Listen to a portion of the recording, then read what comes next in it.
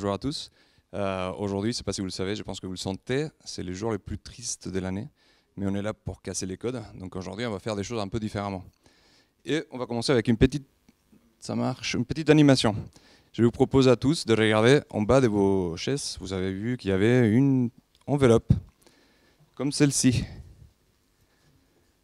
Donc on va commencer à changer ces lundis tristes à 8h30 du matin, et froid à Paris, pour quelque chose d'un peu plus fun.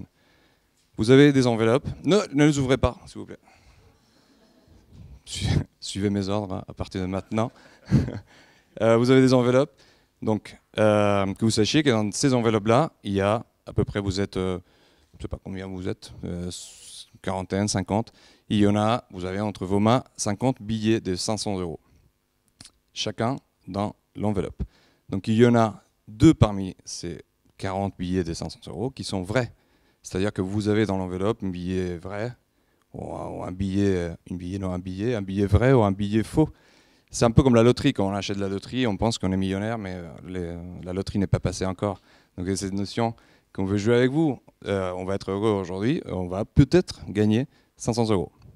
Ce qu'on va faire, et là vous me suivez, hein, là vous ne ferez pas l'enveloppe. Ce qu'on va faire, c'est qu'on prend l'enveloppe. Je vais mettre ça ici. Ça va être un peu... Vous prenez l'enveloppe avec vos 2 mains, comme ça. Vous êtes prêts? Je ne vois pas tout le monde avec l'enveloppe. Tout le monde a les 500 €? Très bien. Donc, prenez l'enveloppe, vous mettez les mains comme ça. Vous êtes prêts? Vous savez ce qu'on va faire? Et là, vous déchirez l'enveloppe.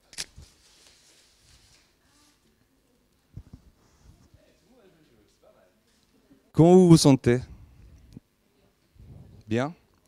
Vous vous sentez bien? Vous trouvez ça... Vous sentez bien? Il y en a quelqu'un parmi vous qui avait peut-être un billet de 500 qui était vrai. Non, c'est pas vrai. Tout c'était faux.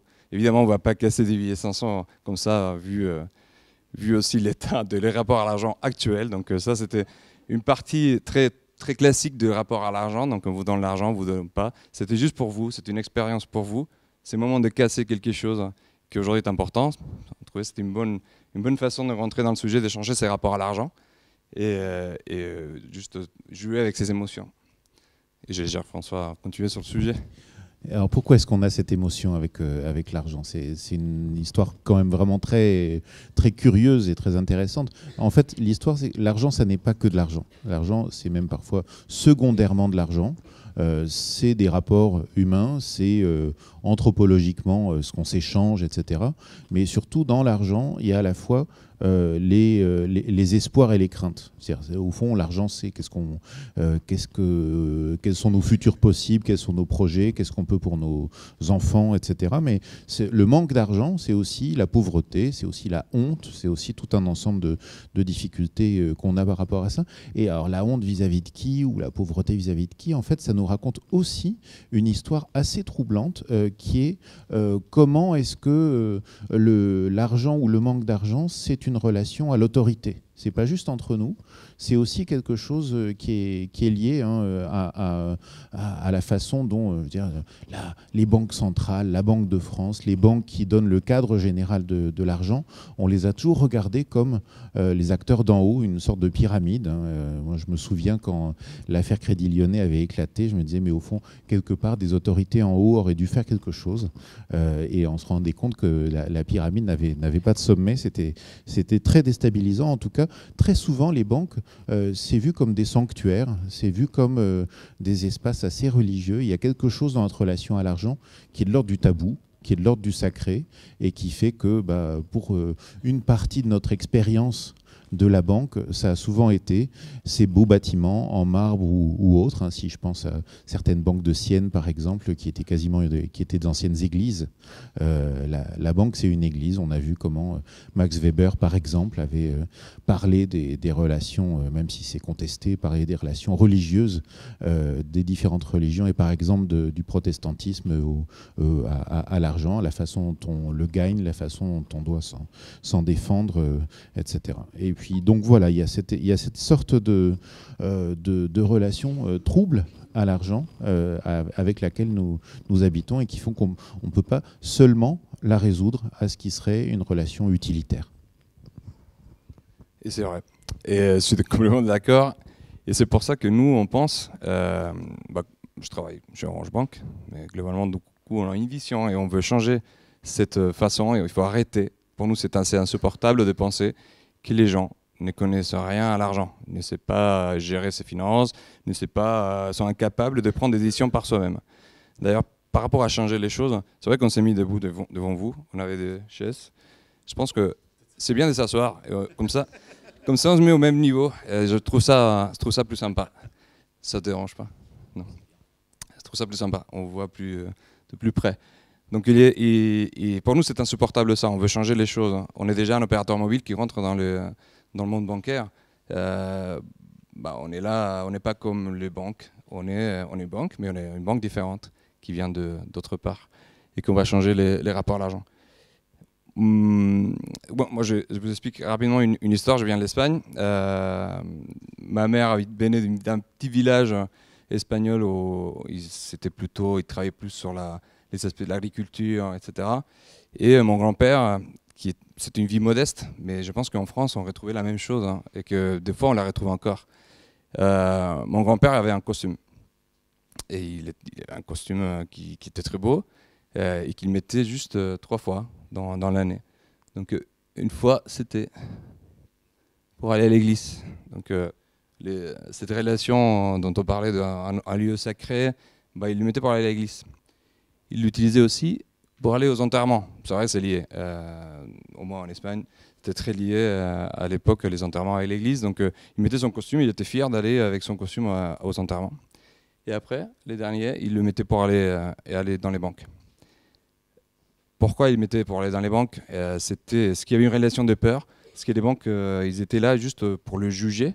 Il y avait cette notion de jugement. Il reste encore cette notion de jugement de la personne que je mets un costard parce que je fais pas forcément du respect, mais je veux faire aussi apparence de que je suis peut-être celui qui ne suis pas, pour que tu me crois, pour que tu me juges bien et que tu puisses du coup m'aider à gérer mon argent. Aujourd'hui, les choses changent et même ça fait des fois la une de Wall Street, des news comme ça qui disent JP Morgan says employees, ils n'ont plus besoin d'avoir des costumes. Ça change. Wall Street, c'est un peu les costumes, c'est le rapport de force. J'ai une cravate, toi tu n'as pas de cravate. C'est moi qui sais de quoi je parle. Nous, on veut changer ça. Chez Orange Bank, on veut changer ces rapports. On n'est plus dans ces modes de fonctionnement. On traite les gens et c'est pour ça que je me suis assis. Enfin bon, moi j'ai une veste et je sais de quoi je parle et pas toi. Ouais, exactement. Là, il a raison. C'est pour ça que j'ai pas de veste. Sinon, j'aurais mis une. Du coup, chez Orange Bank, on change un peu ces rapports. Et la première preuve, c'est que dans nos boutiques, on peut souscrire la banque dans les boutiques Orange. Et dans les boutiques Orange, les gens sont habillés comme vous. Ils sont habillés comme les gens. Donc des baskets, des jeans, un t-shirt sont habillés comme la personne qui est à côté parce qu'on ne sait pas plus que vous sur votre argent, on ne sait pas plus que vous sur votre vie. Vous connaissez votre vie, vous connaissez votre argent, vous allez le gérer quand vous gérez d'autres choses au quotidien. Et voilà, à nouveau, c'est insupportable de penser que vous ne pouvez pas le faire. Donc il faut changer ses rapports à l'argent. On vous aide, hein, on va vous aider à changer ses rapports à la banque. Et effectivement, l'argent ne devrait pas être une fin en soi. Je sais qu'aujourd'hui, c'est un peu compliqué. Et que pour certains, c'est une fin en soi. Et c'est vrai, c'est un constat. Mais on est là pour changer l'avenir. On est là pour essayer que ça ne soit plus le cas.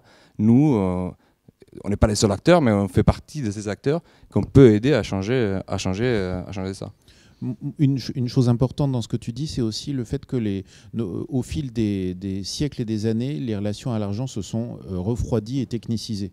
C'est-à-dire que c'est devenu quelque chose qui est complexe et incompréhensible pendant des millénaires et des siècles, y compris quand les échanges d'argent se matérialisaient autour des petits cailloux ou autour de petits objets, etc. Le deal se faisait à l'oral, où on tapait dans la main, où on échangeait de cette façon-là. Et puis progressivement, on a vu arriver, c'était au cours du 19e siècle, la montée de l'écrit, et puis progressivement la montée des écritures, et puis progressivement donc des écritures comptables, et puis progressivement la dématérialisation, qui a été... Alors c'est drôle parce qu'on parle beaucoup de dématérialisation numérique, la dématérialisation de l'argent est arrivée avant la dématérialisation numérique.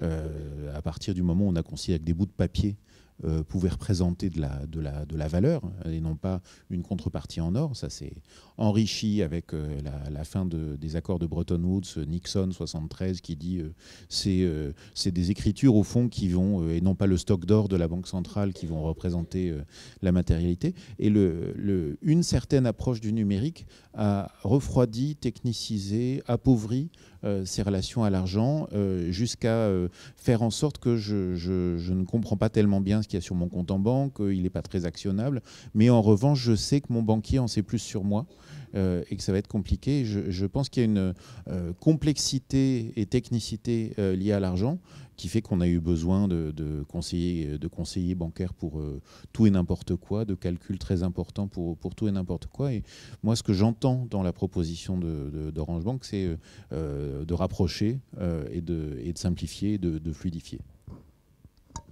Exactement. Finalement, l'argent, ce n'est pas si complexe que ça. Qui nous ont fait croire qu'il était si complexe que ça. Finalement, ce ne l'est pas autant. Et ce que tu disais, c'est très juste parce qu'il y a un autre cas dans lequel les banques ont fait des choses que nous, peut-être, on ne ferait pas pour les banques. Et c'est le cas dans un autre... Ça, c'est un cas réel. Je pense que vous le vivez au quotidien. C'est quoi ? C'est l'achat d'une maison. Donc c'est un des cas de stress les plus importants qu'ont les Français dans sa vie au quotidien, donc même dans toute sa vie. C'est un des moments de stress les plus forts. C'est vrai qu'à Paris, c'est très particulier. On a fait des études, ethnographiques, on est allé voir les gens. À Paris, le stress est plus focalisé sur « je veux un appartement » et je l'ai vu, je l'ai perdu parce qu'il y avait 3 personnes derrière moi et ils avaient un meilleur dossier. Donc à Paris, c'est cette notion de courir pour les bons appartements qui est un peu plus compliquée et spécifique à Paris. Mais sinon, c'est un des moments les plus stressants.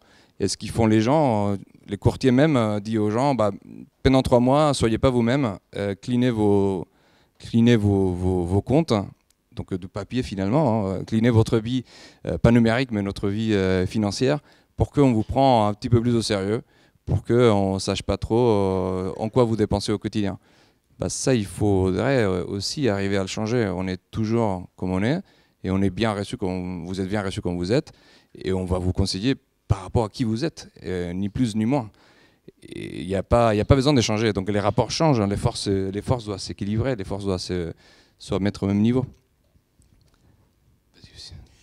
Une chose qui est derrière ça, c'est cette espèce de tension assez folle entre le plaisir et la gestion. En fait, on est dans une société qui, d'un côté, a fabriqué, c'est toute la vieille histoire de la société de consommation, est une machine à nous fabriquer des pulsions.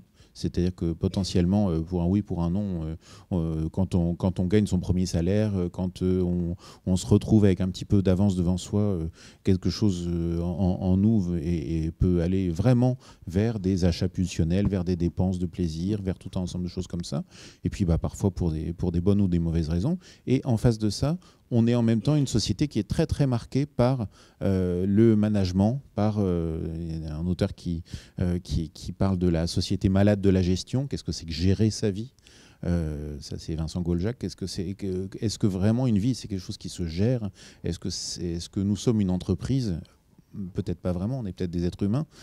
Et en fait cette tension très forte entre des désirs pulsionnels et une injonction au management jusque dans notre vie quotidienne, elle est extrêmement difficile à vivre. Potentiellement, c'est à peu près seuls les gens vraiment aisés ou les gens qui ont une tradition familiale qui leur a appris à s'y prendre autrement, etc., peuvent s'en sortir bien. Et encore, aujourd'hui, dans toutes les histoires de fin de mois des uns et des autres, en fait, c'est les gens qui bénéficient des plus fortes solidarités qui s'en sortent bien. C'est un petit peu ça la clé. Et donc, comment est-ce qu'on réintroduit de la simplicité de l'interaction humaine et comment est-ce qu'au fond, on dégonfle un petit peu cette baudruche qui est sur fond de morale, sur fond d'injonctions contradictoires de la société. Ça fait partie des sujets qu'on a devant nous pour les années qui viennent. C'est là où on veut se positionner, nous. Et on invite aussi aux autres à se positionner. Nous, on porte la parole, nous, on porte un peu le départ de cette un peu révolution du monde bancaire. Mais les autres banques peuvent le faire aussi. Il faut qu'ils nous suivent, hein. Mais nous, on porte un peu cette initiative d'échanger justement. Et ce n'est pas que les banques, finalement, ce que tu viens de dire, ce n'est pas que les banques. C'est beaucoup plus large que ça. Il faut bien commencer par quelque chose. Et ben, nous, on est là pour cette partie de la partie financière. Comme je disais tout à l'heure, l'argent ne doit pas être une fin. Et à nouveau, je dis ça avec des pincettes et en pleine connaissance de la situation actuelle, mais ne devrait pas l'être. Par contre, il y a des gens qui utilisent cet argent, effectivement, juste pour nous imposer encore plus. Et, c'est pas ça que je voulais dire. Pour nous imposer encore plus cette notion de ces pouvoirs. Et l'argent peut faire des choses plutôt plus négatives, hein, et peut faire des choses merveilleuses. Donc, essayons de l'utiliser de façon plus sage. Et en revenant à ce qu'on disait tout à l'heure, et du coup on va mettre quelque chose d'Orange Bank pour que vous voyez aussi des petites preuves de comment on change ces rapports de force. Ou pas. Oh, passer vers l'arrière. Bon, en France, les stress, achat immobilier, les plus durs.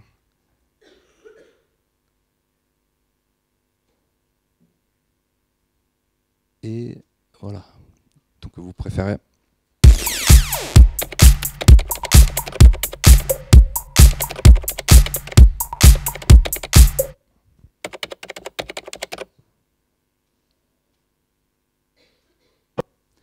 Bah, c'est ça. Qu'est-ce que vous préférez? Comment on veut changer les choses, hein? Qu'est-ce que vous avez en tête? C'est sûr, je connais la réponse à cette question. Donc mettons tout en place. Et ce que je voulais dire tout à l'heure, ça venait plutôt là. En fait, je suis décalé mon discours d'un slide.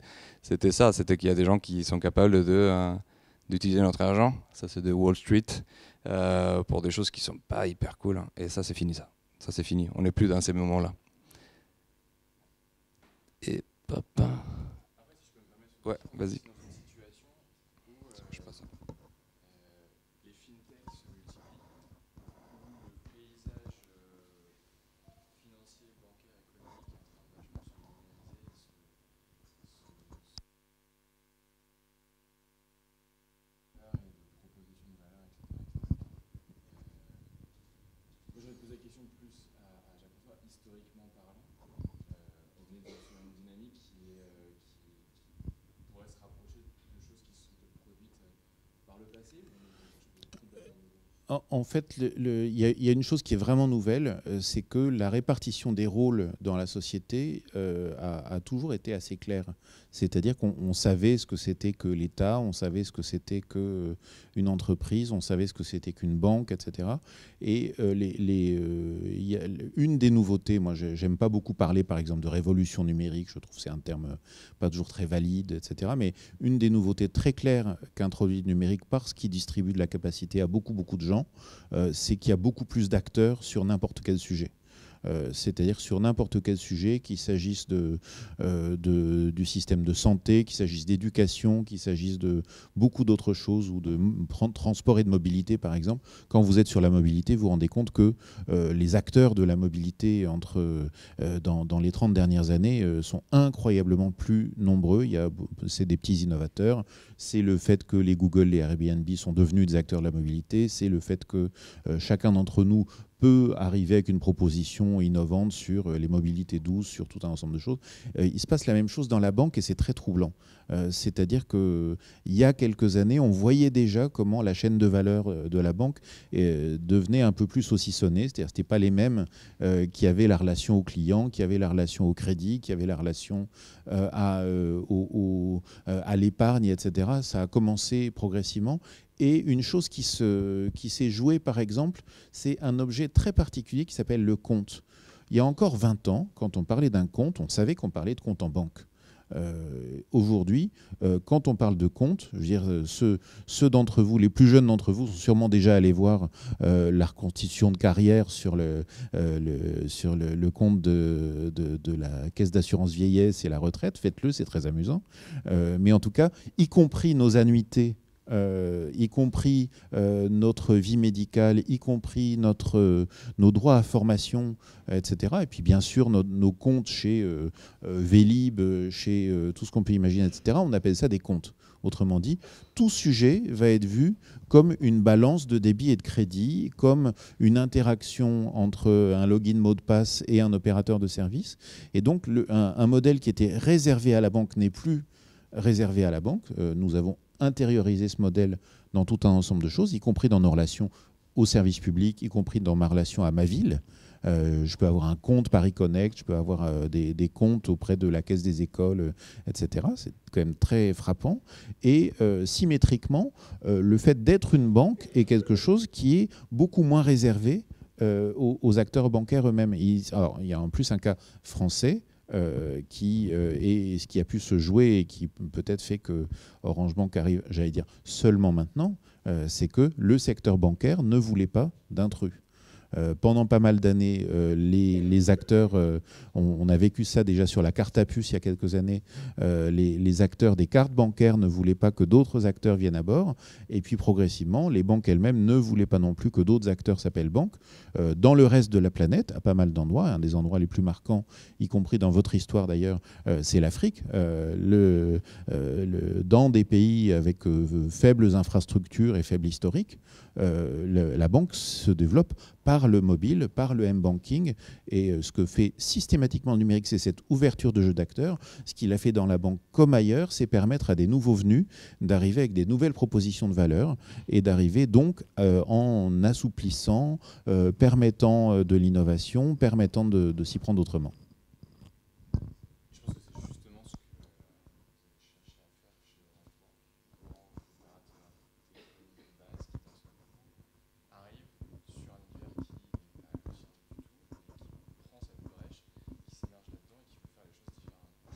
Exactement. Et en parlant des fintechs, nous, on n'est pas à l'encontre des fintechs. On veut être avec les fintechs pour changer les choses.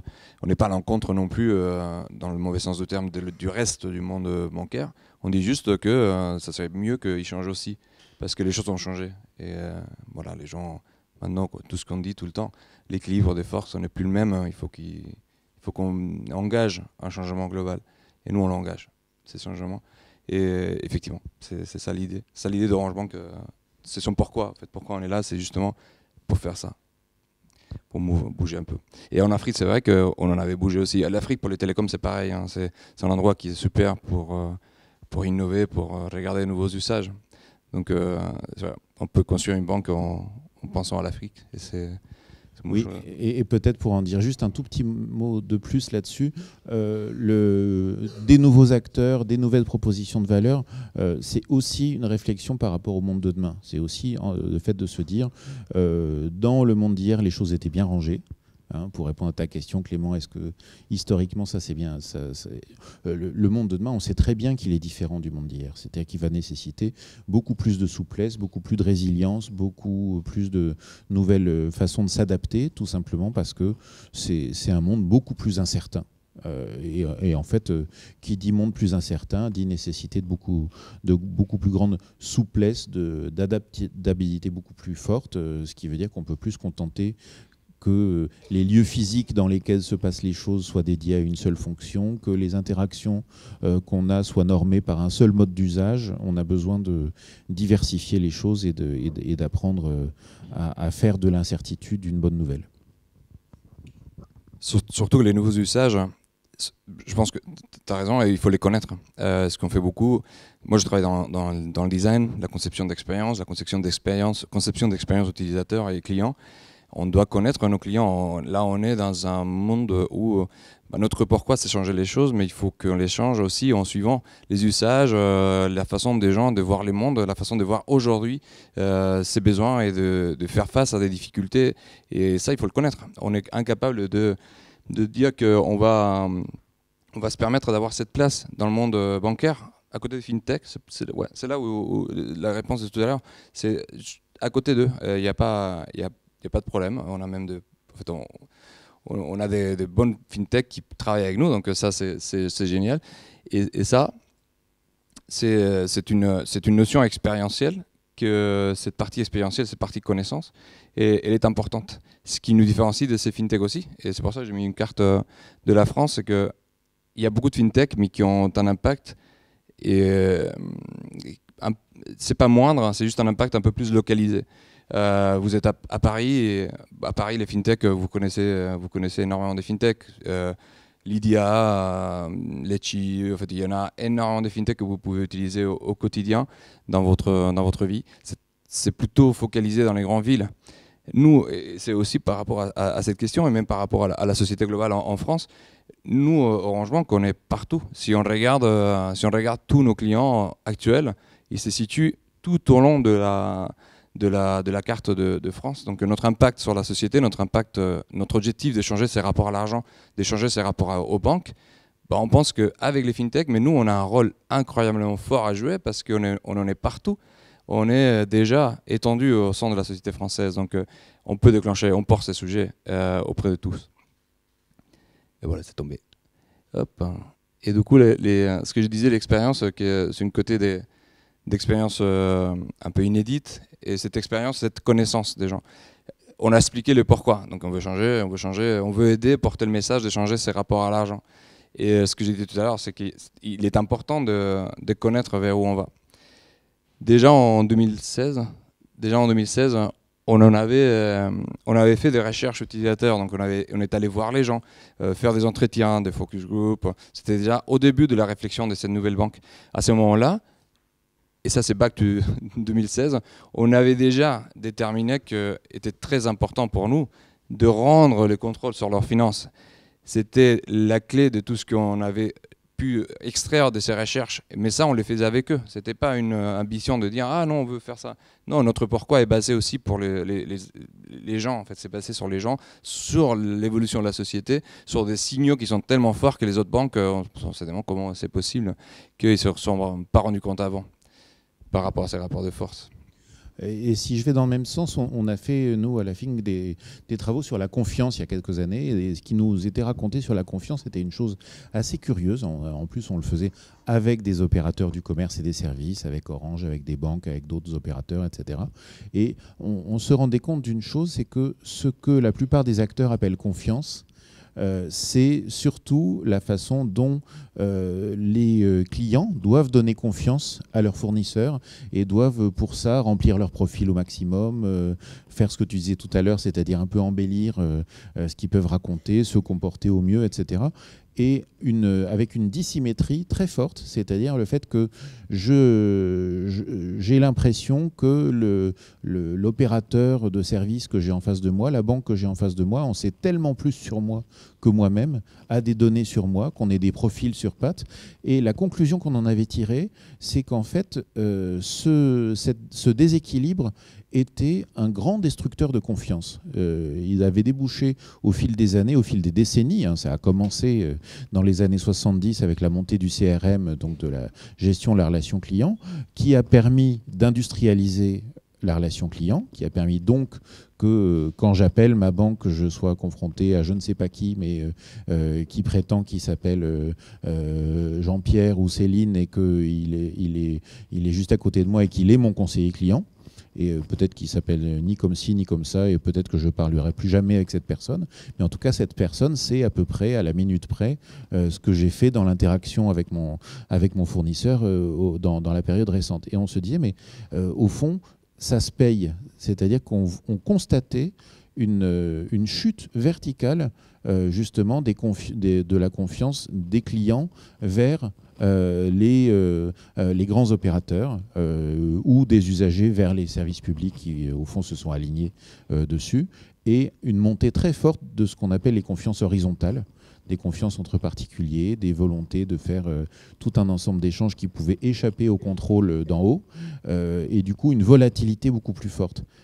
Et progressivement, une partie du sujet, c'est de dire, mais comment est-ce que, par exemple, en ayant un peu plus de symétrie, on arriverait à avoir un peu plus de confiance, en donnant un peu plus les clés au client. Est-ce que en tournant vers lui l'écran du conseiller bancaire, en lui fournissant les données qu'on a sur lui, en lui donnant davantage de prise et sur ses choix, est-ce que ça ne serait pas une meilleure façon au fond de le garder, de le fidéliser, parce que tout simplement, il serait là en confiance et non pas en essayant de ne pas être mal jugé ou en essayant de ne pas être trop contrôlé.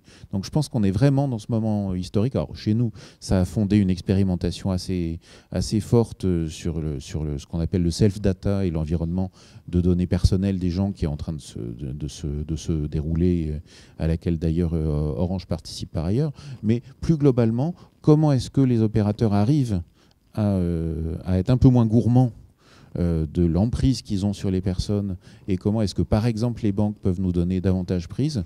Alors, je pense qu'une des pistes, c'est déjà d'en avoir l'intention, et une autre piste, c'est le design. C'est d'arriver concrètement à imaginer les prises que les gens ont sur le monde contemporain, parce que le monde contemporain se dérobe à eux, il est un peu incompréhensible. Donc, un des rôles du design, en l'occurrence, c'est d'arriver à donner prise. Exact.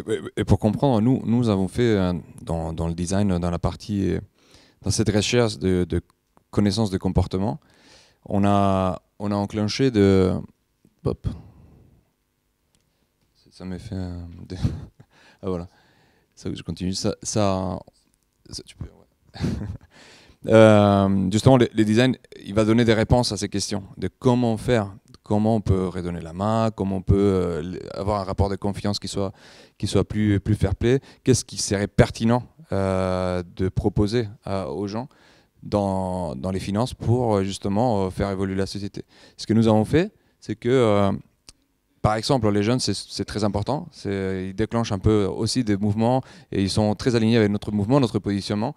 On est allé voir dans cette partie de conception et un peu plus métier. Là, on a parlé beaucoup sur quelque chose de plus global, de notre intention, de qu'on veut changer les rapports à l'argent, on veut changer les rapports à la banque et qu'on veut être force de proposition là-dessus. Là, on descend un petit peu plus pour donner cette réponse de comment. Et par exemple, les jeunes, on a vu 16 jeunes qui on les a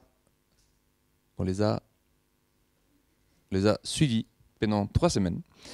Quand je les ai suivis, on ne les a pas suivis physiquement pendant 3 semaines, je vous assure. On a fait ce qu'on appelle de cultural proofs ou un diary d'usage et de comportement. C'est-à-dire que les jeunes, avec l'objectif c'était celui de comprendre. Les jeunes, ça c'est un exemple de ce qu'on a fait. On leur demandait tout au long des 3 semaines, à chaque fois qu'ils pensaient à l'argent, quand ils payaient, quand ils pensaient à un projet dans sa vie pour partir en vacances. Il pensait à n'importe quoi qui était lié à l'argent, ou pas forcément lié à l'argent, mais que ça lui rappelait ses rapports de force, cette notion une émotion certaine par rapport à ça. Il nous communiquait ce qu'il faisait. Il nous communiquait, j'ai bien dépayé un burger, c'est super bien, je suis avec mes amis, et je m'amuse, ou bien j'ai payé un billet de métro, c'est quoi ça, c'est trop cher, je voulais juste me déplacer, il y a peut-être d'autres moyens de le faire, je prends une trottinette électrique. On regarde quels sont ces comportements en 3 semaines, ça nous donne énormément d'informations de comment les jeunes, dans ce quotidien, ont cette relation à l'argent et cette relation à ces rapports de force.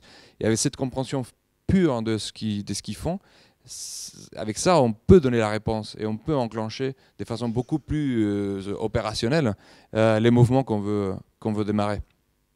Il y a des exemples, hein, ça se voit pas trop, parce que la résolution ça se voit pas trop, mais il y a des exemples, c'est surtout ces côtés émotionnels. Ces côtés émotionnels, ça nous semble très important. Donc à chaque fois, on demande un emoji qui exprime cette émotion à ces moments précis de sa situation au quotidien. Ce qu'on a fait aussi, c'est que les jeunes se connaissent entre eux. On a fait des groupes de 4, de 2, on a fait ça pour regarder qu'il y a une relation à l'argent et un rapport à l'argent individuel, et il y a un rapport à l'argent aussi collectif. On avait des groupes de gens, des jeunes qui vont à la même école, mais qui viennent de familles qui ont un niveau de richesse, un niveau de salaire, de possibilités beaucoup plus fort les uns les autres. Et on voit comment les jeunes, entre eux, ils rendent cet équilibre des forces, ils l'équilibrent, ils les met très bas, pas très bas. Il les met à un niveau qui correspond à tous. Et c'est très intéressant de voir ça, très intéressant de voir comment il le met en place. Des fois, je te paye un burger parce que tu n'as pas assez. Il y a énormément de petits détails que nous, on apprend pour justement proposer cette expérience de futur, cette expérience équilibrée, cette expérience plus juste. j'ai parlé d'émotions, et c'est là où on veut détecter ces émotions. Là, cette phrase, elle est vraie un peu partout. Dans la banque, il y a pas mal de moments assez anxiogènes, parce que les rapports à l'argent n'est pas les rapports à l'argent qu'on devrait avoir. Et c'est ces émotions-là qu'on veut pas maîtriser, on les maîtrise pas, on veut juste les connaître pour bien répondre à ces moments-là. Parce qu'après, on crée un engagement.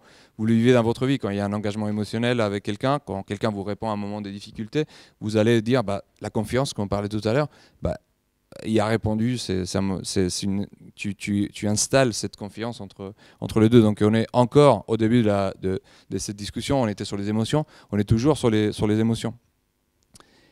Et on va faire une deuxième démo, expérimentation, on peut l'appeler comme on veut.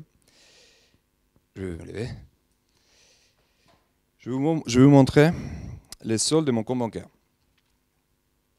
Orange Bank. Donc je vous montre les soldes de mon compte bancaire. Ça marche, donc déjà c'est très bien. J'ai 320 € et 18 centimes sur mon compte bancaire. C'est pas beaucoup. J'ai un livret d'épargne qui a 5117,60 centimes. Ça c'est un peu plus. Les vacances ou des petits achats. Donc j'ai 320, 5160. Je vais rentrer aussi parce que j'ai une carte à débit différé. Je vais vous montrer aussi les montants de mon débit différé. Je suis à 298,58 €. Je suis passé un week-end à Chartres, donc j'ai dépensé en péage et différentes choses, à l'Intermarché, Carrefour de Chartres, 239,35 €. Donc j'ai eu pas mal de dépenses. Je vais même vous montrer les catégories de mes dépenses. Je ne sais pas si vous le voyez bien. Il y a un gros morceau rose, un morceau jaune. Les roses, c'est les restaurants, et les gens, c'est la vie quotidienne. Donc voilà, moi je suis quelqu'un qui va beaucoup au restaurant et qui a une vie qui dépense beaucoup dans la vie quotidienne. Tu n'as pas honte? Non, justement, j'ai pas honte. J'ai pas honte de vous montrer mes dépenses du mois en cours, du mois de janvier. Je vous propose une chose. Vous prenez vos téléphones mobiles. Il y a des doutes. Il y a un peu de doute. Prenez vos téléphones mobiles. Débloquez vos téléphones mobiles. Vous allez toujours avoir les téléphones sur vous. Donc ne vous inquiétez pas. On va pas donner les téléphones à quelqu'un. Ça va pas être ça. Rentrez dans vos applications bancaires. Une, à vos choix. Peut-être vous avez une seule ou plusieurs. Donc ouais.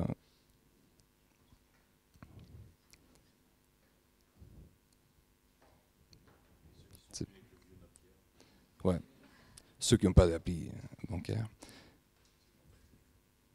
Vous êtes prêts? Vous en avez? Vous êtes connectés? Et si... c'est pas... T'es pas Orange? Soch. Ah, Soch, il faut c'est Orange. Ok, c'est ton téléphone, il faut changer. Vous êtes prêts? Vous êtes rentrés dans votre application bancaire? Vous voyez votre solde? Montrez votre solde aux gens autour de vous. Montrez vos dépenses. Montrez. Partagez votre vue. Sur quoi vous avez dépensé? Quelqu'un va en parler de ses dépenses? Quelqu'un va en parler de son argent? De combien il a dans son compte? Non? Vous voulez en dire un mot? Non? Moi, je ne suis pas née en France, donc je peux vous dire que j'ai vécu beaucoup aux États-Unis. Aux États-Unis, vous pouvez dire à n'importe qui combien vous gagnez. D'ailleurs, la première chose qu'on vous dit lorsque vous arrivez chez quelqu'un et la maison est belle et vous dites votre maison est belle, on vous dit je l'ai payé tant. Jamais en France. En France, on ne vous dira même pas combien vous payez des loyers. Bon. Donc là, vous demandez l'impossible, en fait. Demander à quelqu'un combien il gagne, c'est le silence total. Et montrer les soldes de son compte, alors c'est encore pire. Donc voilà. Exactement. On demande une chose que aujourd'hui c'est un peu difficile. On va en parler, mais ça devrait pas peut-être l'être. Et c'est pour ça que cette normalisation des choses, il faut qu'on l'enclenche aussi. Mais aussi chez vous, chez Orange, est-ce que vous affichez les salaires de vos collaborateurs? Non, mais c'est vrai. Si quelqu'un gagne 10 000 euros, c'est parce qu'il les vaut dans une entreprise. Et si quelqu'un gagne 1 200 euros dans une entreprise, il doit pouvoir aussi réfléchir pourquoi il gagne 1 200 et l'autre 10 000. Donc ça peut pousser les gens pour aller vers le haut. Et c'est dire, mais lui gagne 10 000, moi aussi je veux gagner 10 000. Pourquoi et même question de primes, quand on vous donne des primes, moi je travaillais pour une entreprise privée du CAC 40, et dans le même open space, vous aviez des gens qui faisaient le même boulot et qui n'avaient pas les mêmes primes. Mais les gens ne se le disaient pas, parce que ça ferait la révolution. C'est stupide. Vous avez raison, il y a beaucoup de choses à changer. Il y a beaucoup de choses à changer et c'est pour ça qu'on voulait faire ces tests, c'est pour que vous ayez cette gêne. Peut-être pas tous, hein. Il y a peut-être des gens qui se sont très à l'aise, il n'y a pas de souci, j'ai dit mon salaire. On aurait pu vous demander qui était propriétaire à Paris, et une fois on sait qui est propriétaire à Paris, on vous demande les mètres carrés de votre appartement. Juste ça, ça aurait donné, ça gêne les gens. De dire ah, bah, je suis propriétaire de 200 mètres carrés dans le Marais, bah, c'est gênant. C'est gênant que je dise ça. C'est pas mon cas. C'est pas mon cas. Puisque la taxe d'habitation inclut aussi une part de salaire, une part de revenu. Même ça, les gens vous le disent. C'était bien. Il se passe des choses sur les ordinateurs. Mais je pense que là on est vraiment dans cette deuxième expérience que tu as faite. Je pense qu'on est vraiment avec quelque chose, avec une gêne peut-être. Alors ça a peut-être évolué avec les années. Hein. Je pense qu'il y a quelques années, on faisait la même expérience. Elle ne marchait pas du tout. Et on te disait, écoutez, monsieur David, là, je suis désolé, vous sortez un peu du cadre, c'est pas très raisonnable ce que vous faites, vous mettez les gens en difficulté, etc. Et néanmoins, au fond, quand on échange sur combien on gagne, il n'y a que deux mauvaises réponses, c'est-à-dire soit je gagne trop, soit je gagne pas assez. Si je gagne pas assez, ça me met en difficulté, ou si j'ai pas assez d'argent sur mon compte, ou si je suis vraiment fauché, ça me met en difficulté, ça me met potentiellement en dette. Et vraiment, rappelons-nous que les situations de dette sont aussi des situations vécues comme des situations de honte et de culpabilité dans beaucoup de cas de figure. Mais il y a aussi de la honte et de la culpabilité à gagner trop. Donc tout un ensemble de gens vont dissimuler le fait qu'ils gagnent bien leur vie, dissimuler le fait qu'ils ont de leur argent. Ça évolue, et ça évolue notamment par tout un ensemble de choses qui se fluidifient et qu'on voit au travers de pratiques collaboratives, de pratiques de troc, de pratiques numériques, de ce type de choses. Tout simplement parce que le fait de dire on fait quelque chose à plusieurs et chacun va y contribuer selon ses moyens, des cagnottes, des anniversaires, des choses comme ça, ça a contribué beaucoup à cette banalisation du fait que tout le monde va donner selon ses moyens, selon ses capacités, dans le cadre d'un projet commun. Et je pense que ça a beaucoup joué. Et la deuxième chose qui est importante, c'est que en fait, c'est pas tellement la valeur absolue. C'est pas de savoir si je suis riche ou pauvre. C'est la comparaison. C'est ce que vous racontez en disant, en fait, est-ce qu'il y a de la justice sur les mouvements, phénomènes et soulèvements actuels. On parle souvent de cette revendication de justice économique qui est à un moment donné surtout une revendication morale en fait qui arrive là-dedans. Et donc est-ce que mon solde est plus grand que le tien? Qu'est-ce que ça raconte? Est-ce qu'au fond j'arrive à expliquer pourquoi et comment? Je vais avoir stricto sensu des comptes à rendre, ce qui est assez bizarre pour le compte. Ouais, très bien. Donc je vais continuer sur les parties. On descend un peu dans les pourquoi on est là, comment on le fait, comment l'utilisateur au centre. On essaye de bien comprendre les usages, les comportements. On n'est pas là aujourd'hui pour faire une publicité de services. Ce n'est pas l'objectif. On veut juste vous montrer qu'on a déjà mis des choses dans le marché qui sont dans ces sens. C'est juste pour ça que je vous présente les crédits d'Orange Bank. Ce n'est pas pour que vous ayez acheté, prendre un crédit, c'est pas du tout ça. C'est pour que vous compreniez qu'on n'est pas là en train de dire n'importe quoi, et que c'est juste deux mots qui partent dans l'air. C'est vraiment des choses qu'on est déjà en train de mettre en place. On a fait un crédit que les gens peuvent le demander, ils peuvent l'annuler quand ils veulent. Et ils ont 6 mois pour le débloquer. Tout de suite, il se met dans son compte. Il peut changer le montant. J'ai demandé 10 000, mais après, j'ai juste besoin de 5 000. Il n'y a pas de jugement. Il le change et il dit bah, maintenant, c'est 5 000. Je n'ai plus besoin de ces 10 000 d'avant. Donc, je n'ai pas besoin de m'endetter plus parce que j'avais déjà entamé le crédit. Je dois le répéter. Je dois passer tous les processus parce que maintenant, c'est 5 000. Donc, on lui rend la main. On lui dit bah, OK, bah, si tu ne voulais pas 10 000, maintenant, tu veux 5 000, bah, tu le changes. Tu n'en veux plus parce que tu as trouvé une autre chose. Tu as trouvé un autre crédit qui est meilleur. Bah, tu l'annules. Il a le pouvoir de le faire. On lui donne, donc c'est dans ces sens, c'est ces preuves-là qu'on veut vous montrer aussi, pour que vous compreniez. Donc ces premiers pas, c'est vraiment des pas très pratiques pour l'instant. C'est des très terre-à-terre, mais on va aller plus loin. Mais pour l'instant, c'est à partir d'ici qu'on part.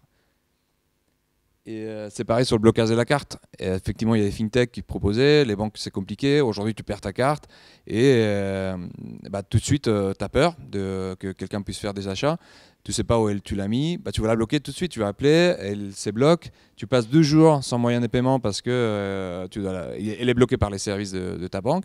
Tu attends la nouvelle carte, tu dois demander à ta mère de te donner de l'argent de poche ou à tes copains. Et bah, tu es limité par un mouvement de la banque, par des contraintes de la propre banque qui te limite dans ta vie au quotidien. Donc, tu n'as pas le pouvoir. Bah, nous, tu perds ta carte, tu dis, je l'ai peut-être chez moi, donc je ne me stresse plus, je la bloque, je la trouverai plus tard. Donc, à nouveau, c'est des petites fonctionnalités, des détails de l'expérience qui font qu'on essaie de redonner ces pouvoirs. Donc, une nouvelle vidéo. Ah, ça s'entend pas.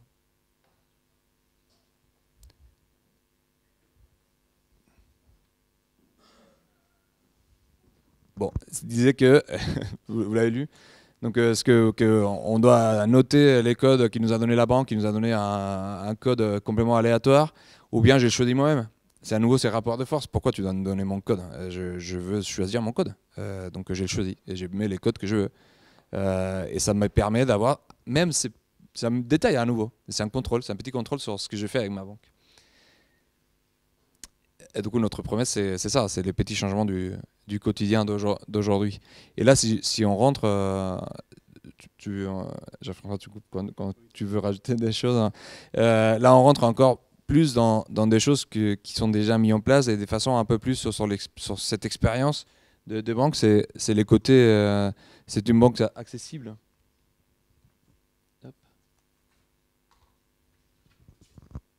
L'accessibilité aussi des banques était un rapport de force. Ton conseiller de la banque, tu veux parler avec lui parce que tu veux résilier ta carte premier, et il a des rendez-vous uniquement à midi et peut-être les samedis matins, mais d'ici 4 mois parce que tout le monde veut y aller les samedis matins. Bah, c'est compliqué. Nous, on essaie d'échanger ces rapports aussi. On ne peut pas multiplier les gens, mais on peut avoir des systèmes d'intelligence artificielle qui te permettent de te donner des réponses presque aux 80% de tes demandes sur place, 7 jours sur 7, 24 heures sur 24. On essaie aussi de réduire ces niveaux de dépendance par rapport aux banquiers traditionnels. Ça doit s'améliorer. On n'est pas parfait. On n'est pas en train de dire ici que tout est parfait. On dit qu'on a commencé le mouvement. Les côtés simplicité. Je peux le lire, hein, pour vous, nous avons souhaité de rendre ces documents juridiques les plus simples possibles, avec un lexique à la fin du document définit les termes techniques, etc. Donc ça, c'est quoi? Ça, c'est les conditions générales des ventes d'Orange. Bah, on a fait l'effort. Il y a eu des gens dans des équipes de communication de travailler ces documents de A à Z pour que quelqu'un qui les lit, n'importe qui, peut les comprendre. Essayez de lire de vos banques, essayez de lire les choses. C'est compliqué. Les processus ne sont pas simples. Pour se désabonner d'une newsletter d'une banque classique, des fois, il faut envoyer un courrier écrit et pour juste ne plus avoir des mails. Donc, il faut qu'il change aussi. Voilà, il faut avancer. Et le côté simplicité, c'est pas si les clients Orange Bank, c'est vrai que l'application en soi, elle est très simple, très simple. Et qu'est-ce que les gens souhaitaient? On a fait des tests aussi. Qu'est-ce que les gens souhaitaient? Ils voulaient juste savoir son solde. Vous voyez qu'il a gagné presque 900 € en quelques minutes. Là. Non, c'est pas mon compte. C'est les comptes de... Ouais. On approche de la fin du mois en plus. Exactement. Donc ça, c'est l'interface d'Orange Bank. À nouveau, c'est une notion de simplicité. On te dit uniquement ce que tu veux savoir. J'utilise des couleurs qui sont beaucoup plus proches. On enlève les couleurs métalliques des autres banques. On est sur des choses un peu plus chaleureuses, plus grand public. On est un petit peu plus grand public. Non, Orange, on est grand public, donc on est plus grand public. Et je vais finir parce que je pense qu'il ne reste pas longtemps. Ces côtés conversationnels, on a essayé aussi avec Jingo. Jingo, c'est l'intelligence artificielle d'Orange et qu'on utilise aussi. Il est dans un mode de conversation, mais dans l'application aussi, on est dans un mode de conversation. Je vais vous montrer juste un exemple. Un virement, ce n'est pas un formulaire. Un virement, c'est une suite de questions-réponses. Pourquoi on a mis ces modes conversationnels? On met ces modes conversationnels parce que dans une conversation, il y a deux personnes. Donc nous, on n'est pas dans le positionnement de dire « moi, c'est la banque, je suis la banque, celui qui parle, c'est moi ». Là, on n'est pas dans ces modes. Et à nouveau, un simple virement, on a essayé de mettre dans un simple virement cette notion de partage. On en parle et tu me dis des choses. Donc c'est une discussion et tu vaux autant que moi. Donc communique-toi avec moi. C'est un dialogue, c'est une conversation. C'est important. C'est un détail, mais c'est important. Et à la fin, pour finir, je ne sais pas si Moi, le point d'attention par rapport à ce que tu viens juste de montrer, c'est ce qui est très facile à faire pour nous, usagers du numérique, c'est de contextualiser avec les services dans lesquels on vit aujourd'hui. Notre expérience de la vie dématérialisée, elle est calamiteuse. C'est-à-dire, ça se passe pas bien quand même. On ne comprend jamais comment les applis fonctionnent. On ne sait pas bien la prise qu'on a sur les sujets. Et quand ça marche bien, je travaille beaucoup sur la dématérialisation des services publics. Et en travaillant là-dessus, en travaillant sur les questions d'inclusion, etc., je me dis, mais tiens, c'est bizarre. Il n'y a pas beaucoup de gens qui me racontent des questions d'inclusion numérique par rapport à l'usage du bon coin. C'est qu'au fond, il faut simplifier radicalement. Et simplement, un des sujets qui sera clé quand Orange Bank sera vieux, ça sera de travailler sur le temps long, le temps de l'expérience sur plusieurs années. Et là, j'ai l'impression que le pas déjà que vous essayez de franchir, c'est celui de l'expérience quotidienne et instantanée, et de la relation instantanée. Et après, je pense qu'un des sujets d'après, c'est la question du temps long. C'est-à-dire comment ça s'insère dans le reste de ma vie dématérialisée, qui est un sujet qui peut être compliqué pour nous tous. Exact, tu as parlé d'inclusion. À nouveau, je ne vous vends pas la banque, je ne vous vends pas Orange Bank, mais il n'y a pas de conditions revenues pour être client Orange Bank. À nouveau, un rapport de force différent. Moi, je suis arrivé en France il y a 12 ans. Pour trouver un compte bancaire, je devais avoir un contrat. Pour avoir les contrats et être payé, je devais avoir un compte bancaire. C'était impossible de trouver un compte bancaire, d'ouvrir un compte bancaire. Bon, aujourd'hui, j'aurais pu ouvrir un compte bancaire, pas qu'avec Orange Bank. Il y a d'autres fintech et d'autres entreprises qui me le permettent. On n'est pas les seuls. Mais nous, on le propose aussi. Donc c'est cette inclusivité qui est importante. Il y a l'éthique aussi, on ne va pas en parler, mais il y a les designs éthiques. Il y a des choses qui sont importantes et qu'on va essayer aussi de mettre en place. Et quand tu disais d'ici 10 ans, un peu plus tard, d'ici quelques années, nous avons déjà commencé les changements. Et d'ici quelques années, c'est bien de revenir vers nous, revenir vers les banques pour voir où ils sont de ces changements-là. L'argent ou les banques, c'est finalement un produit de consommation. J'imagine qu'ici, vous utilisez Yuka. Certains d'entre vous connaissez Yuka. Pour ceux qui ne connaissent pas, Yuka, c'est une application qui permet de scanner les aliments, même la cosmétique qu'on achète au quotidien pour savoir quelle est sa traçabilité. Sa traçabilité, d'où ça vient et surtout quel est l'impact de cet aliment ou de ces produits sur ma santé. Il y a quelques années, c'était plus de la traçabilité, effectivement, d'où ça vient. Et là, c'est qu'est-ce qu'il y a dedans et quel est l'impact de ce qu'il y a dedans sur moi, sur ma vie. Est-ce que c'est trop gras, c'est trop salé, c'est trop sucré? C'est quelque chose qui nous intéresse de plus en plus, ça vous intéresse de plus en plus. Et pourquoi pas? Pourquoi nous, on déclenche cette notion de pourquoi on ne pourrait pas faire ça avec les banques? Pourquoi on ne pourrait pas savoir tout sur une banque? Être suffisamment transparent, suffisamment proche, suffisamment inclusif, suffisamment propre, éthique même, pour se dire Bah, écoutez, scannez votre banque. Scanne ta banque. Faites comme Yuka. Ça, c'est une sorte de défi. Nous, on est prêts. On est prêts aujourd'hui avec nos défauts, mais on sera prêt, encore prêt dans 10 ans. On sera de mieux en mieux. Donc effectivement, peut-être on est un peu trop sucré sur quelque chose. Mais une banque qui se sucre un peu trop. Mais on est peut-être un peu trop sucré sur des choses, mais on essaye, on est conscient de ça. Et c'est un peu les résumés de tout ce qu'on s'était dit, de ces changements sociétals, de notre raison d'être, de qu'est-ce qu'on met déjà en place, des petites choses opérationnelles qu'on a déjà aujourd'hui et qu'on vous a partagées. Bah, c'est finalement pour vous dire, nous on n'a pas peur de se faire scanner, scannez-nous. Scannez-nous comme vous scannez d'autres produits de consommation. Mais faites ça aussi avec votre banque. Est-ce qu'ils sont prêts à se faire scanner? C'est une question de fin. Merci, monsieur.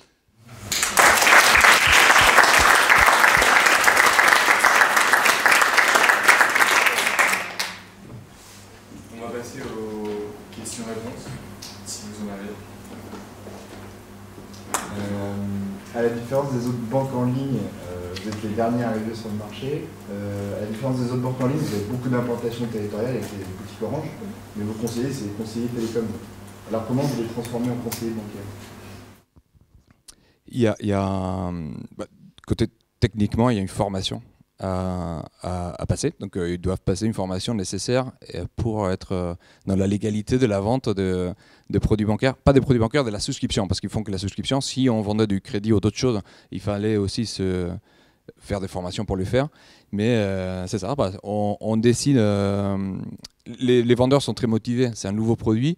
C'est quelque chose qui c'est très motivant. C'est gratuit en plus pour l'instant.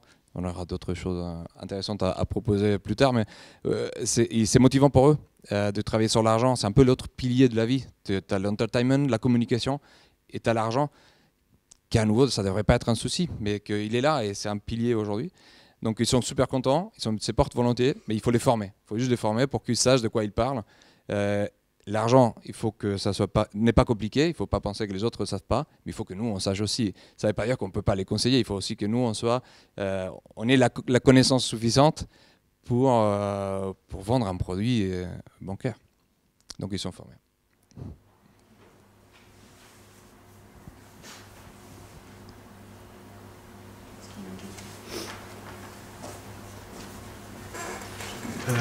J'ai bien aimé votre approche là sur le suivi des 16 personnes qui devaient donner leur rapport à l'argent sous forme d'émoticônes et de GIF. Il en est ressorti quoi de cette expérimentation? On l'a fait à la fin, on l'a fait en décembre. Donc c'était au moment où il y en avait pas mal de jeunes étudiants qui finissaient ces examens. Donc il y avait la première semaine c'était fait exprès, c'était un peu dur. Donc ils sortaient pas trop, ils avaient encore des études à réaliser. Donc des fois ils nous transmettaient des choses plus sur la pensée liée à l'argent. Et après on était en Noël, on était dans la période de Noël et c'est ça qui était super intéressant. Tout ça pour dire que ça a été fait il y a rien, il y a très peu de temps. Qu'est-ce que ça sort? Ça sort, ce que je disais un petit peu avant, c'est cet équilibre aussi des classes sociales qui était très intéressant. Les gens sont super solidaires entre eux, ils enlèvent les barrières, ils se mettent au même niveau, c'est super, super intéressant. Ils ont pas si... je ne peux pas encore trop en parler parce qu'on est en train d'analyser, on a des données énormes, on voit qu'il y a différents profils. Il y a même des jeunes du lycée qui commencent déjà à penser comment faire la rentabilité sur l'argent.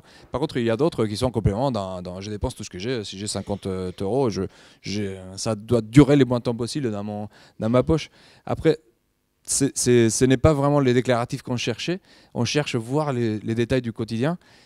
Aujourd'hui, je ne peux pas répondre à cette question exactement, mais peut-être d'ici quelques mois, on vous donnera quelque chose, ou encore mieux, on trouvera une façon d'embarquer les jeunes dans ces mouvements en offrant un service qui est pertinent pour eux. C'est ça l'idée. L'idée à la fin, c'est ça.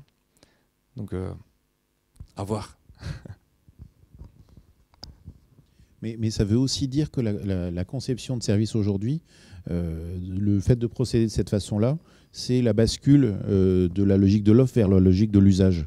Et les banques n'ont pas été les plus rapides à faire ça. Il y a d'autres endroits où on a été plus malin. Le fait de savoir si les gens vont dans des lieux physiques ou non, le fait de savoir comment ils interagissent entre eux ou non, il y a besoin d'ethnographie, il y a besoin d'études de cohorte, il y a besoin de carnets de bord, comme ce que tu racontais tout à l'heure. Dans les modes de conception des services, ce que vous faites est intéressant parce que vous essayez de recoller à des pratiques quotidiennes et concrètes des gens, et puis et pas seulement aux pratiques au sens traçable que des datas pourraient nous donner, mais aussi dans les émotions, dans les affects et dans les interrelations. Et ça rejoint un peu la question des lieux physiques.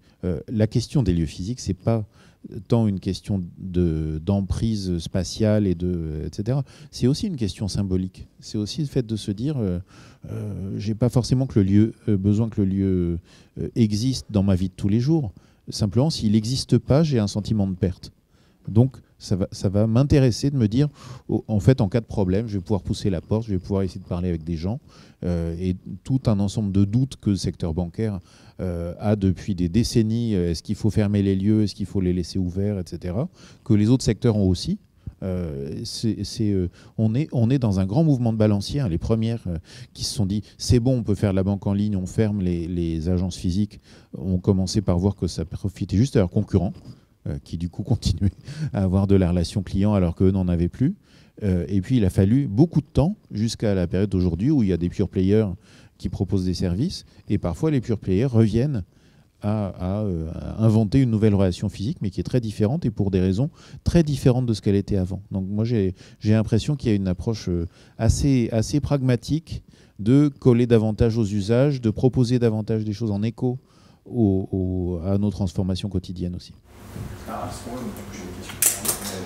Je vous parlais tout à l'heure de l'expérience de ce week-end. J'ai fait l'exercice d'essayer de regarder les 2-3 derniers jours de la vie avec un peu les usages que vous avez vis-à-vis de l'argent. Et moi, sachant qu'il y avait cette conférence-là ce matin, je me suis amusé à me dire qu'est-ce que j'ai fait ce week-end de mon argent. Et donc j'ai payé un billet de train en ligne, j'ai validé un achat sur Amazon avec mon empreinte digitale, j'ai fait un Lydia, j'ai participé à un week-end Litchi, j'ai fait un virement à ma soeur pour leur rembourser Noël via mon téléphone, etc. La question qui sous-tend tout ça, c'est est-ce que je suis un ovni par rapport à ces usages-là? Est-ce que je suis un bon rat de laboratoire? Est-ce que c'est quelque chose qui finalement est répandu aussi sur tout le territoire? Et la question que vous avez par rapport aux usages de l'entrepreneuriat, c'est est-ce que tous ces trucs-là chez l'enfant, vous en êtes inspiré à quel point? Et qu'est-ce qui aujourd'hui continue de vous inspirer en vous disant que Orange Bank V2, ce sera ça? T'es quand même pas mal, hein. Si on s'inspire des fintech, ils ont ce que tu as décrit, t'es pas un cas rare, mais t'es un cas un peu très parisien, très cosmopolite. En fait, t'es un cas très grand ville pour l'instant. Mais justement, nous on regarde ces cas. Des fois dans le design, on design à partir des extrêmes. Si en France on prend ton cas, t'es peut-être un extrême. Même s'il y a des gens pires que toi, je te rassure. Il y a des gens qui n'ont pas de compte, qui vivent très bien sa vie financière sans compte. Mais ton cas, on l'utilise dans des cas extrêmes. Mais on utilise aussi la personne qui met l'argent sous le matelas, parce que c'est intéressant. Ça nous donne aussi des informations de comment justement faire converger ces deux mondes, profiter les bons enseignements de chacun, les bons enseignements de son comportement de chacun pour trouver quelque chose qui est plus pertinent pour la plus grande monde. On n'est pas une banque ciblée. On n'est pas une banque ciblée pour ton cas. On n'est pas comme les fintech. On est une banque qui veut changer les rapports à l'argent, mais on est une banque aussi. En fait, on est la banque d'Orange. Comme j'ai dit, on est sur tout le territoire. Mais c'est intéressant, c'est un cas qu'on suit. Et du coup, les fintech répondent à ton cas de figure. Et c'est pour ça qu'on suit les fintech. On s'inspire aussi de son courage. De certains, ils osent. Nous, on veut oser aussi. C'est pour ça qu'on déclenche ces mouvements, mais on s'inspire d'un point de vue philosophique, d'un point de vue presque du pourquoi ils existent, parce que son pourquoi est semblant à notre pourquoi. Et après, on s'inspire aussi des petites fonctionnalités dans le design aussi. On s'inspire de façon un peu plus pragmatique. Ils ont des bonnes idées, hein. Il y en a qui sont forts, donc il faut bien s'inspirer pour en tirer quelque chose de meilleur. Et justement, pardon, est-ce que peut-être que c'est à l'étranger, peut-être pas forcément en France, peut-être pas chez des concurrents directs, mais tu as un exemple peut-être d'un élément d'inspiration qui n'est pas forcément aujourd'hui dans l'application telle qu'elle est, mais peut-être un outil de design ou un truc où vous dites ça, ils tiennent quelque chose, il y a un truc qui est super intéressant. C'est une bonne question. Un truc de design dans des applications finance. Bon, on trouve intéressant, c'est... Il y a Banking par exemple. Vous connaissez Banking? C'est un agrégateur, c'est un agrégateur de comptes. C'est un agrégateur de comptes.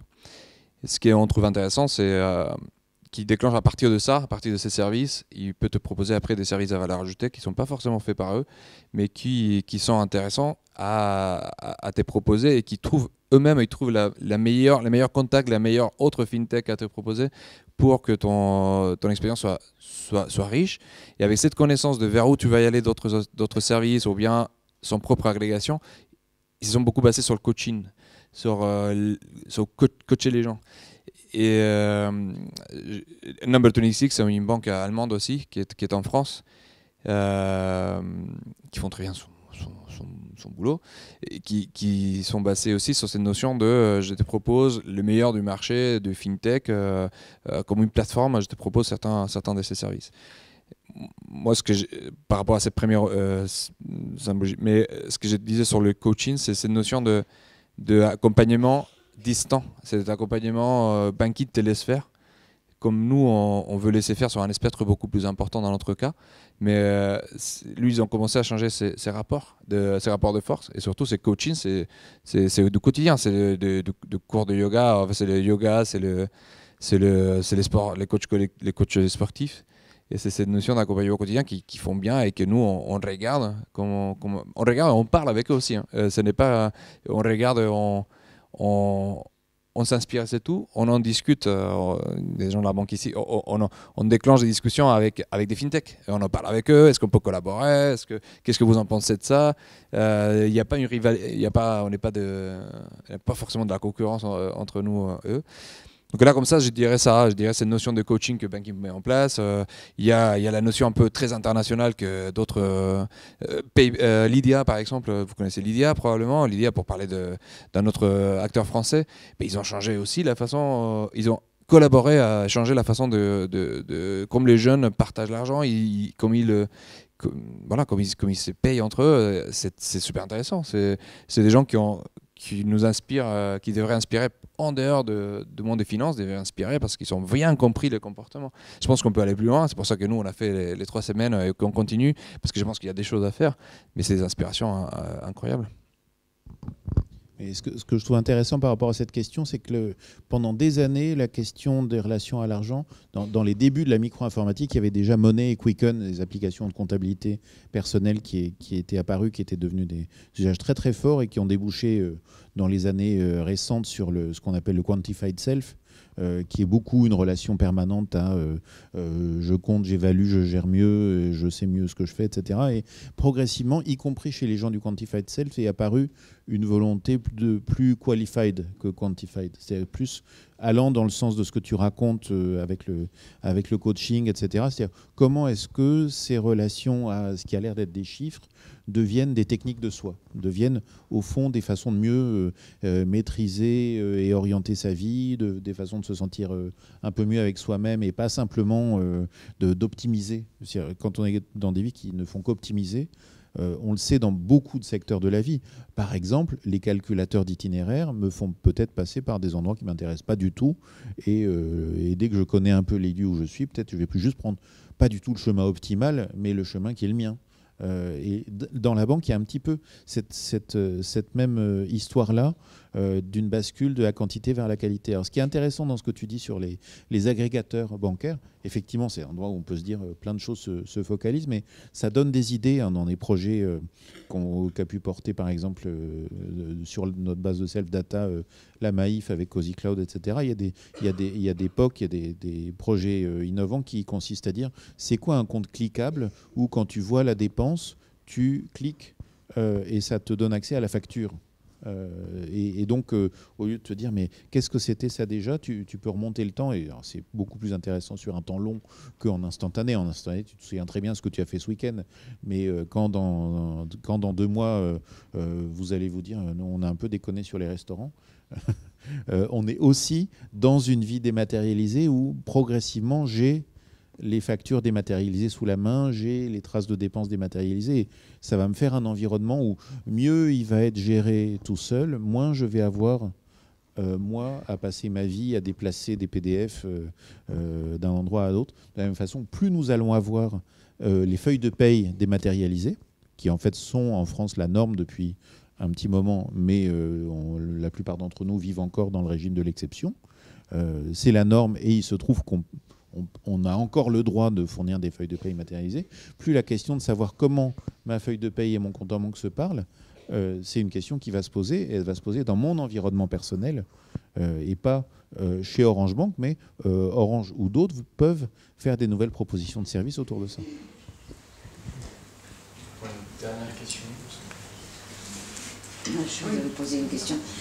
Toutes les banques en ligne, parce qu'il y en a beaucoup, vendent leur mérite, etc., comme vous le faites là. Mais en quoi est-ce que Orange Bank, parce que c'est une nouvelle banque, hein, c'était en 2017 que vous avez lancé la banque en ligne, s'il y avait une chose qui pouvait décrire la proximité d'Orange Bank vis-à-vis de ses clients, ce serait quoi? Est-ce que par rapport à d'autres banques en ligne? C'est un peu ça serait un peu le résumé de ce qu'on s'était dit. Ça commence par les rapports, même dans des boutiques. Ça commence par la façon de vous parler. Ça commence par l'écriture dans un contrat qui est différente. Ça continue par une relation très conversationnelle avec notre assistant, ou bien avec il y a des humains aussi derrière. Ça continue par vous donner les pouvoirs sur ce qu'on a dit aussi, sur vous contrôlez votre crédit, votre argent, votre carte. Vous n'avez plus à justifier qui vous êtes en termes de revenus. Il faut justifier qui vous êtes parce qu'on a une banque, donc c'est important. Ça ne sert pas uniquement avec nom, prénom et mail. Certains fintechs peuvent le faire. Nous, on doit être un peu plus lourd dans l'identification de la personne parce qu'on est une entité, un organisme de banque. Mais ça commence par tout ça. Ça commence même par l'effet de souscrire à une offre bancaire dans la boutique d'un opérateur mobile. Ça commence presque par là. On commence à casser le code dès que vous commencez à parler avec nous. Donc nous, on propose, et à terme aussi, dans cette synergie avec Orange, on pourra vous proposer des expériences aussi croisées entre les mondes du telco, l'entertainment, la banque. Donc il y a énormément de raisons pour lesquelles nous, on est différents des autres, et pour lesquelles les banques aussi, je pense qu'ils ont un peu peur. Mais ils ne doivent pas avoir peur, il faut juste qu'ils changent aussi, qu'ils nous suivent, qu'ils continuent avec nous. Donc pour vous répondre, c'est presque à piocher des choses de ce qu'on a dit aujourd'hui. C'est ça qui nous définit finalement dans ces premiers pas. On n'est qu'au début. Effectivement, on est sorti le 2 novembre 2017. Donc ça fait 1 an et peu de temps. Donc il faut nous laisser un peu avancer plus pour être un peu plus fort dans l'épreuve. Mais on a commencé par tout ça.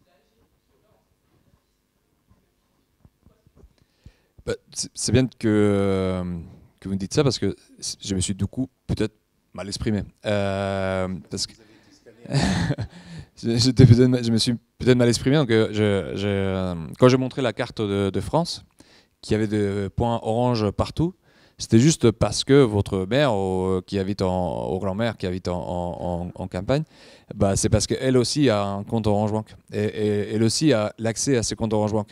C'est quelque chose qui est aussi grâce aux boutiques, beaucoup plus près des gens qui sont dans les régions. Donc on ne s'est pas du tout limité. Ce que l'idée, c'est justement les fintechs sont plus limités par son propre service et par sa capacité aussi à des zones plus urbaines. Ben nous non. Nous, on cible tout le monde. Notre moyenne d'âge, c'est 42, 43, 42 ans. Notre moyenne d'âge des clients, c'est 42 ans. Ce n'est pas 25-30. Notre cible est presque celle d'Orange. La cible d'Orange et les mass market, c'est les grands publics, c'est tout le monde. Donc après, nous, on étudie les jeunes, comme on a dit tout à l'heure. Donc c'est peut-être là que mon message a été peut-être mal compris. On étudie les jeunes parce que c'est les jeunes qui vont nous marquer comment enclencher mieux ces processus de changer l'argent, de changer les rapports à l'argent, changer les rapports à la banque. C'est les jeunes qui nous ramènent cet air frais,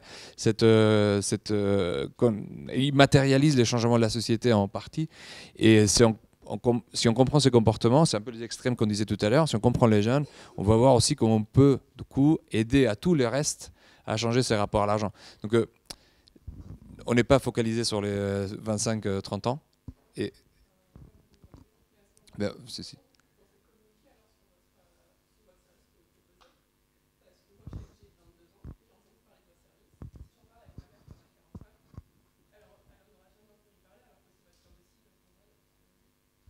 Après, on vient d'arriver. Non, mais bien sûr. Mais c'est... Déjà, on vient d'arriver, donc il y a un temps d'instaurer la marque, instaurer le pourquoi on est là et que les gens nous connaissent et nous fassent confiance. Donc il y a ce temps-là. Après, il y a tout ce qu'on fait aussi ici aujourd'hui, c'est vous expliquer le pourquoi on est là. Et c'est avec des actions comme celle-ci, effectivement, cette action peut-être du coup va arriver à votre mère, à votre grand-mère. Du coup, ça fait partie de ce mouvement. On prend la parole pour essayer d'expliquer qu'on veut changer les choses. Et effectivement, après, il y a la communication, il y a Internet, la communication, il y a énormément de façons d'essayer de bouger. Je pense que moi, j'aime bien qu'on bouge les choses et que les gens nous connaissent par des faits, par les bouche-oreille presque, pour dire écoute, t'as jamais entendu parler, mais je veux t'expliquer qu'est-ce que c'est et que regarde, c'est trop bien, je peux t'envoyer l'argent, tu l'as tout de suite sur ton compte. Oh, regarde, je viens de dépenser et je l'ai sur mon compte aussi. Oh, je peux bloquer ma carte, tu vois, l'autre jour, tu es parti au supermarché, tu l'as perdu, tu étais en stress, tu ne le savais plus. Donc on compte aussi sur les gens pour communiquer cette expérience et faire connaître la banque. Après, on n'aura pas toute la France ne sera pas cliente, toute la France ne connaîtra pas Orange Bank et c'est pas grave. En même temps, moi j'adore cette question parce que c'est vrai qu'on a souvent reproché à l'innovation numérique de cibler en gros voilà, les clients les plus jeunes, les plus actifs, les plus etc. Et en même temps, il se joue une autre chose, et c'est bien dans ce que tu viens de raconter, c'est le fait que dès lors qu'on est sur ce type de service, c'est la prescription vers les gens de 40-50 ans se fait souvent par les gens plus jeunes. C'est en gros eux qui accompagnent et forment leurs parents et les générations précédentes quand elles sont moins à l'aise avec ces outils-là et en allant vers le plus simple. Et donc, ça veut dire qu'à un moment donné, une proposition de valeur qui va vers la simplicité et la fluidité peut aussi être portée par les jeunes générations vers les très vieux de 45 ans. Merci beaucoup David, merci beaucoup François. Merci à tous d'être venus. On peut vous applaudir.